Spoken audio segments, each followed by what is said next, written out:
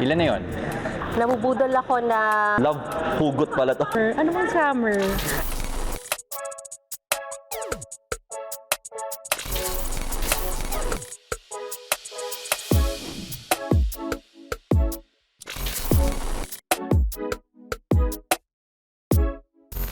Magtanong, mag-research, huwag basta-basta magtitiwala. Huwag magbibigay ng kahit anong detalye sa identification details ninyo. And then panghuli, lalong-lalo na huwag magbibigay ng details ng bank account.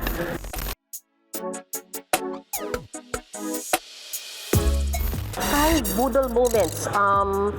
Nabubudol ako ng shopping. Nabubudol ako ng palabas. Pag magandang review, napanood ko. Budol ako usually ng damit. Weakness ko yan. Nabubudol ako dyan. Nabubudol ako ng shoes. Nabubudol ako ng bag.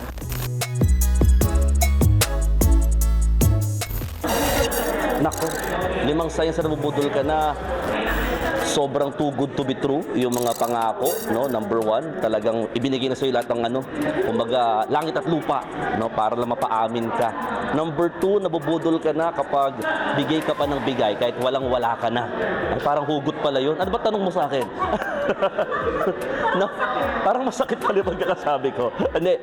Number 3 is yung mahinang-mahina ka na, pero inuuto ka pa rin at nauuto ka pa rin. Naniniwala ka pa. Parang iba talaga yung tanong mo sa akin, no?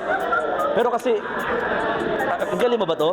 Number 4, during the time na ikaw ay walang-wala. Isa yun, sa sign na maaari ka mabudol, hindi lang dahil nabubudol ka na, pero baka maaari ka mabudol kasi yung weakness ng isang tao, isa siya sa pinaka-criteria para ka mabudol. And pang-5, kapag masyado kang naniniwala. Parang iba pala, parang love hugot pala to. Joke lang.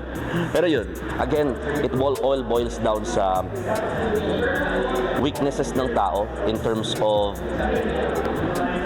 mahina ka na, yung pitipong parang lugmok ka, doon ka mas mabibiktima. Kapag hindi ka nag-iisip, yes ka lang ng yes. Para ka na-hypnotize. Ilan na yun? Dami na nun ah. Magaling mag-sweet talk. Matalino. Magaling mag-research.